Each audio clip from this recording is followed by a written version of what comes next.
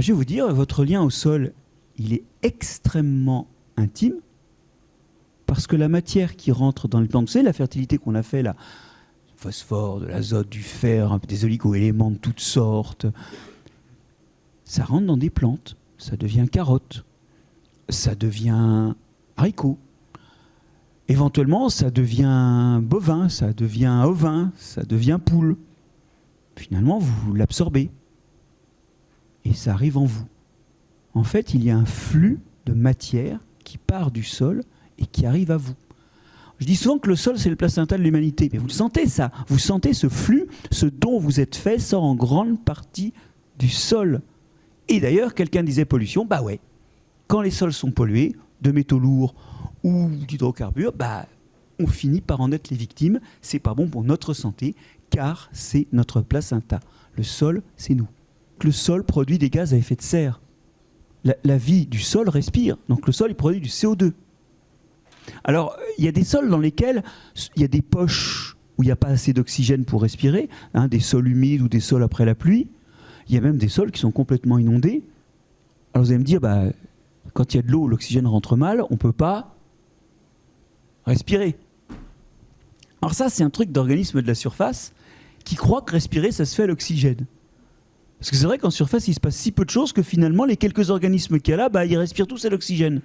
Mais dans le sol, il y a des trucs qui respirent avec autre chose que l'oxygène. Il y en a qui respirent au fer, il y en a qui respirent au sulfate, il y en a qui respirent au CO2, oui, qui utilisent du CO2 à la place de l'oxygène pour respirer. Et ça fait du méthane comme déchet. Par parenthèse, ces bactéries-là, qui respirent au CO2 et qui font du méthane, c'est elles qui vivent dans les méthaniseurs. Et qui font le méthane dans les méthaniseurs. Il y en a qui utilisent le nitrate pour respirer. C'est tordu. Et ça fait un gaz comme déchet qu'on appelle le protoxyde d'azote ou gaz hilarant. Alors je vous ai cité ces deux respirations-là parce que le méthane est 50 fois plus efficace que le CO2 en termes d'effet de serre et le protoxyde d'azote, lui, il est 320 fois plus efficace que le CO2. Et tout ça, ça ressort du sol. Et ça réchauffe la planète. Et c'est bien, tant qu'on ne met pas trop les doigts sur le thermostat, nous, humains, parce que sans cet effet de serre, il ferait moins 50 degrés sur Terre. Le sol, il est thermostaté. Oui, il y a des petites poches d'air qui sont retenues entre les morceaux de sol. C'est comme du polystyrène expansé. Le sol se refroidit très lentement en hiver et se réchauffe très lentement en été. D'ailleurs, c'est pour ça qu'on met nos caves dans le sol. C'est que c'est thermostaté. Donc, un été très chaud, il sera assez chaud dans le sol, mais pas autant qu'en surface. Un été très sec, alors évidemment, l'eau va s'évaporer du sol, mais notamment par le biais des plantes, mais il reste toujours un petit peu d'eau dans le sol. Donc en fait, nos excès de température et de sécheresse dans l'année sont tamponnés dans le sol. Et à court terme, des épisodes comme on a eu l'an dernier, ça fait rien. Alors le problème, c'est qu'à long terme, ça va peut-être finir par faire quelque chose.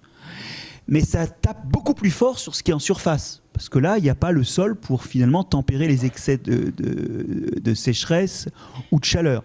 Et d'ailleurs, c'est peut-être une des façons dont la vie dans les sols est la plus affectée, c'est que quand les plantes meurent ou souffrent, ceux des microbes qui sont associés aux racines des plantes, que ce soit des parasites ou des microbes qui vivent en bonne entente avec la plante, ceux-là sont perturbés. Mais disons qu'en dehors des microbes qui sont perturbés parce que les plantes vont mal, dans les sols à court terme, il ne se passe pas encore grand-chose. L'inquiétude, c'est à terme. Non seulement parce qu'à terme, les plantes qui sont en surface auront beaucoup plus souffert, donc les microbes associés aux plantes auront souffert, mais aussi parce que finalement, tous ces systèmes y résistent, mais quand même, à force de taper dedans, on va sans doute finir par... Mais en fait, le sol est sans doute ce qui est le moins affecté par le changement climatique chez nous. En fait, les agriculteurs ne tuent pas les sols, et contrairement à une rumeur répandue, il n'y a pas de sol mort en France. Enfin, si, il y en a, mais justement, pas de sol agricole mort.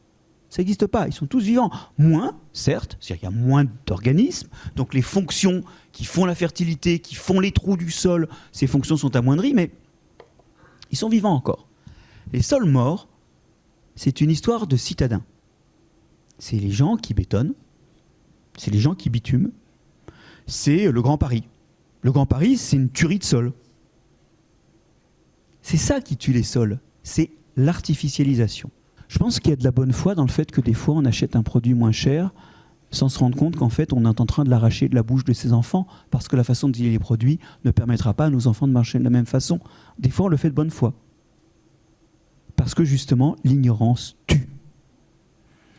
Et quelque part, on peut se demander pourquoi l'école n'arrive pas mieux à transmettre les valeurs importantes de ce que ça veut dire être vivant et gérer des écosystèmes.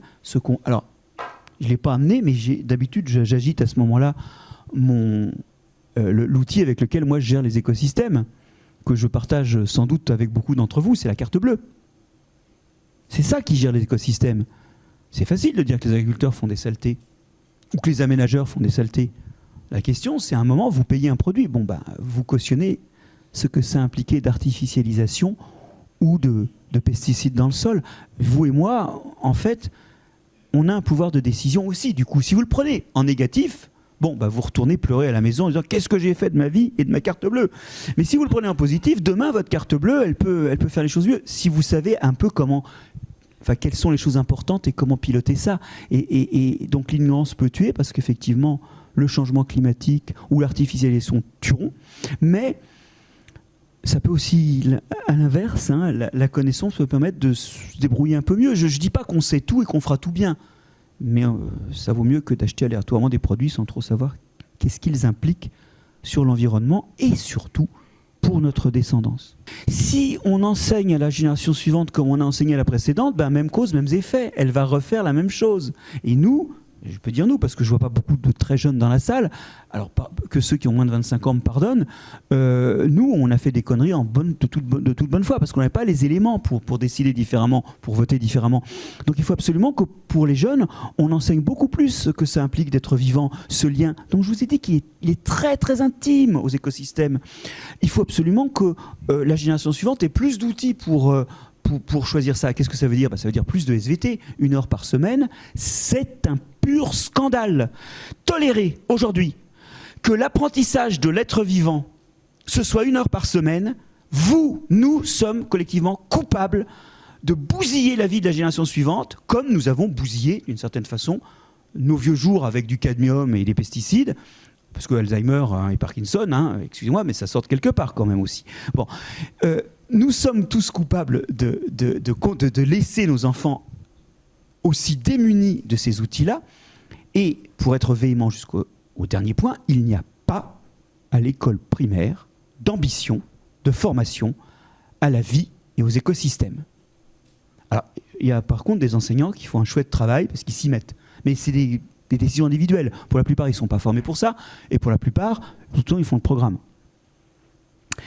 Ce que je veux dire, c'est qu'il y a une solution urgente, c'est de refaire une génération qui soit mieux outillée, parce que si on continue à penser que les fondamentaux, c'est lire, écrire et compter, pour le coup, on va replanter une génération, et ça va nous prendre une génération de plus avant de trouver la solution. Et la solution, et c'est une bonne façon de finir, c'est la jeunesse.